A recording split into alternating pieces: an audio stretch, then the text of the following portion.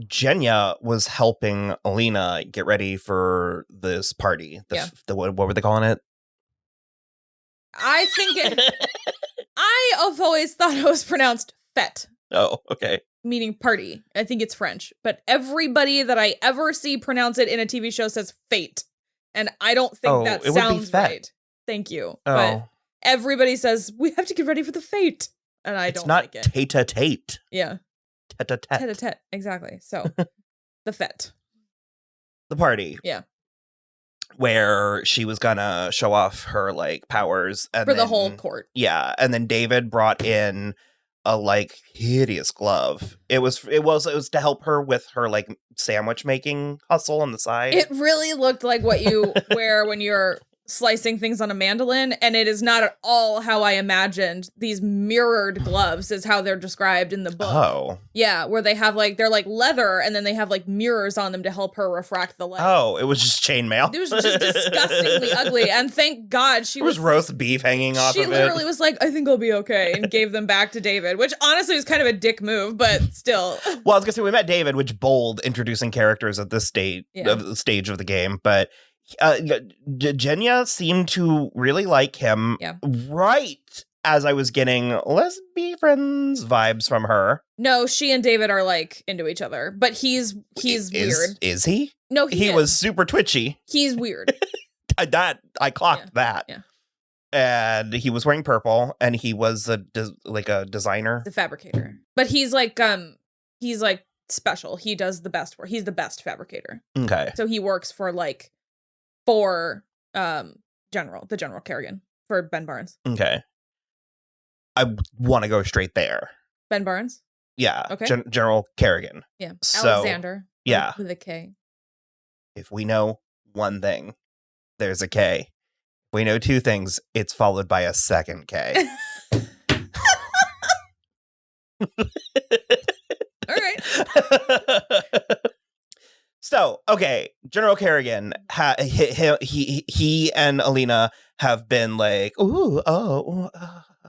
and finally, saucy hand touches on the way in the carriage. Yeah, they finally kissed. She kissed him, which I liked, and they were gonna bone down, but thankfully, they were gonna bone down on the table with the war map.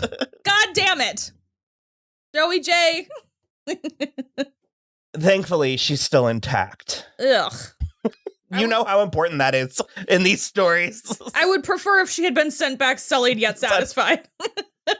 Bill's never gonna find that clip. I don't know what episode. We'll tell him it's from Once Upon a Time. That'll be enough.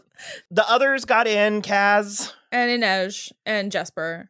Yeah, and the conductor okay, so we at any given point thought he was between 1 and 3 different characters. Yeah. It was like, so they changed his clothes a lot, and I also think he shaved. Well, I was trying to make him the guy from The Magicians that does the maps. And What We Do in the Shadows. Sure. It's not. No, it's but that's what I wanted in my head. I see that. For sure. Yeah. And so that was throwing me every time. But they were trying to get to Alina, so they still need her for, war reasons. Yeah. Everybody really mostly needs her for war reasons. She is to quote Linda Holmes, the box. She's the box. Everyone wants the box, and she's the box. And, well, also now people are praying to the box. Sancta Alina is something going forward. Okay. Yeah. That's why the apparat was so weird to her in this episode. The apparat? The religious guy. Oh, okay, He was like, they're building temples to you. This is gonna go And you were somewhere. like, that was quick. Yeah, because there's not, the Sancta Alina stuff doesn't really start till book 2.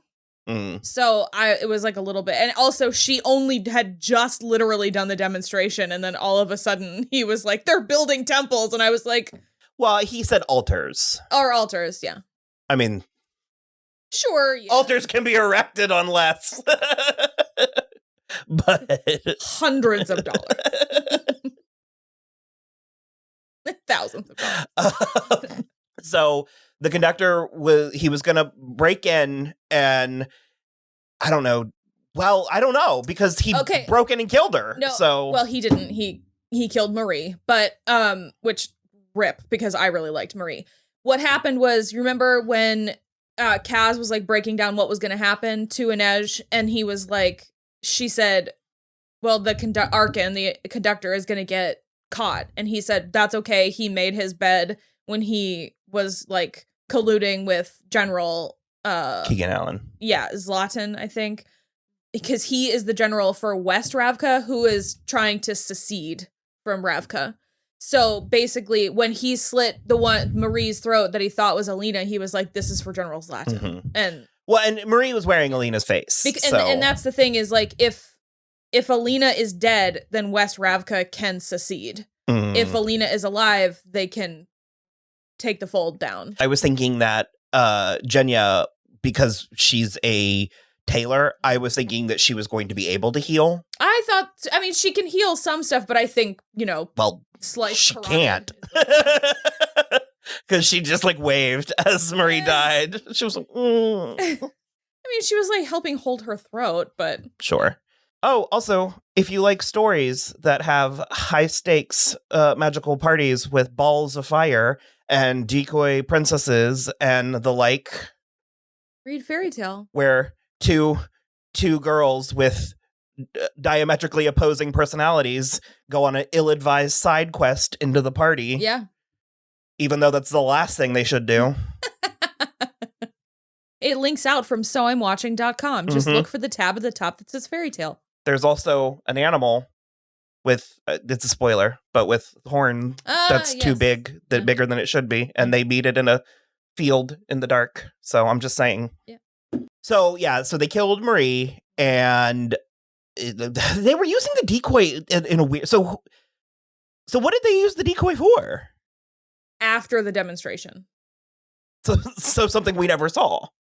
So a real Alina came out, used her powers, went somewhere, a decoy came out. Was like mingling. Trotted around, we didn't see, and then went away, and then real Alina came back out, mingled, and we killed it was convoluted, is all I'm gonna say.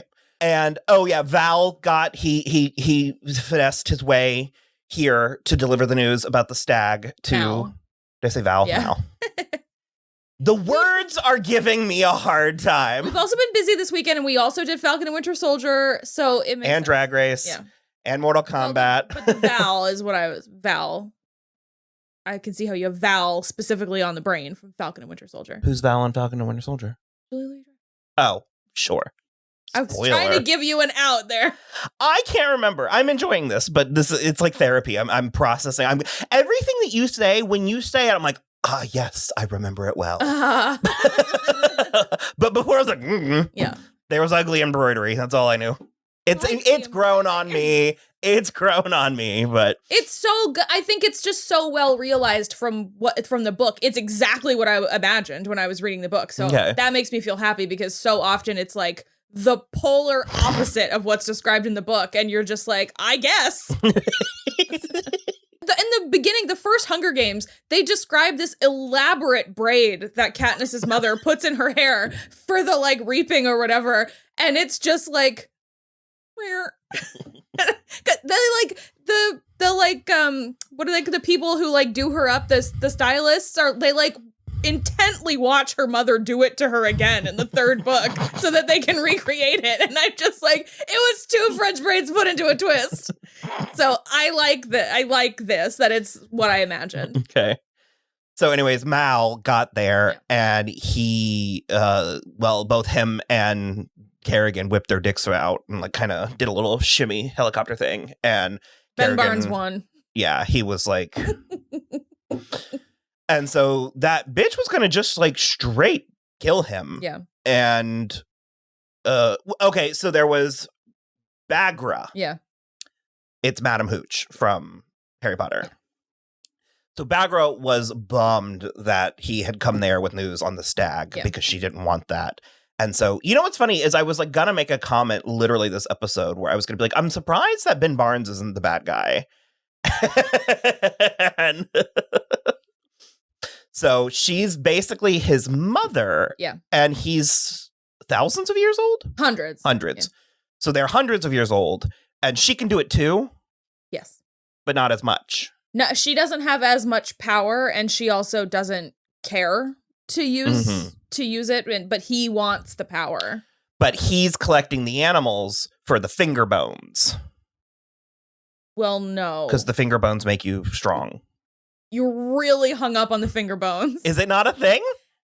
That's a weird thing to throw down, to have it He's not going to extract human finger bones from these animals. Oh. Okay. I really want to tell you what's going to happen, but I'm trying to resist. Well, so he's trying to get the animals so that he can do something, or he can weaponize the fold. He basically, each of the animals has a characteristic that is an amplifier, and he can meld the amplifiers to himself or Alina to make them stronger, to make each of them stronger. So that he's going to turn into like a weird chimera of all the things? No. Okay. It's not like that. It's more like jewelry. Yeah. Well, he's going to kill them, though. 100%. Yeah. So Baghra helped Alina escape, and she got to the fork in the road. She went the wrong way. She took the road less traveled. But it worked out great for us and Kaz and Inej, because she got right in the trunk of their carriage. And Jesper just was like, well, that was a freebie. And they just like drove away. Well, that was annoying because Jesper was like, ask me where the target is. And they wouldn't. He's like, go on, ask me, I dare you. And so finally, like, where's the target? And he goes, Also, he, again, did not, I mean, he got the horses, so it was whatever, but he just, like, spent the entire episode boning the stable boy, which, honestly, at least someone got their dick wet in this episode. So Mal survived, so he's still out there. Oh, yeah, well, and overheard. Because he even had, like, this was really convoluted. I don't feel, like, I'm enjoying it, but I don't feel bad for being sort of like, watching this, because it has helped me an indescribable amount. Having read them.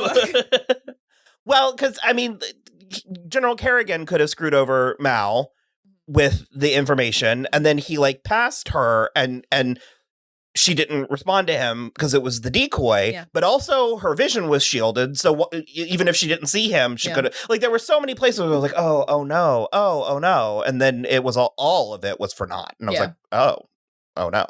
Well, it has also diverged from the books now, because at no point in Shadow and Bone is Alina anywhere near Kaz and Inej and Jesper, so that's going to be fun for me going forward. Okay. I'm excited about that, because I'm sort of in the dark. And she doesn't know she's with them. She thinks she's just getting out in of a carriage. Yeah, she's just hiding in a carriage. Okay. Well, we're going to lose Jenya. Not forever. Unless they decide to Effie trinket her into the plot. No, she comes back. Okay. She's like around. So her and David both. Is that it? Yeah. So he's the big bad so far. Inej killed an Inferny. Oh yeah, we found out what she does with the knives. She stabs people. Great. 2 thumbs up.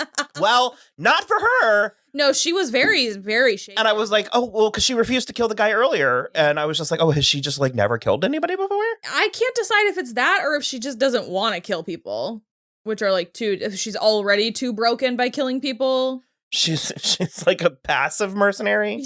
Her knives are solely for like cutlery, like for dicing up vegetables. Charcuterie. Yeah. Well, then she'd probably be like a vegetarian. Yeah. So yeah, you got it. Did you like the party? Did you like the palace and all the fancies? Yeah. The king and queen blow. Yeah, it was nice. It was good. No, it was good. I have a very high bar, so it was good for me. Well, also, if you're sort of imagining like feudal Russia, it's like helpful. Well, if I want that, I'll watch Katy Perry's Unconditionally. Sure, fair enough. Smash cut. Unconditional. I'm really excited that we're in a place where I don't know what's going to really happen next. I'm not. Because you're going to be confused? I won't be confused. I can't steer this ship. I'll keep up.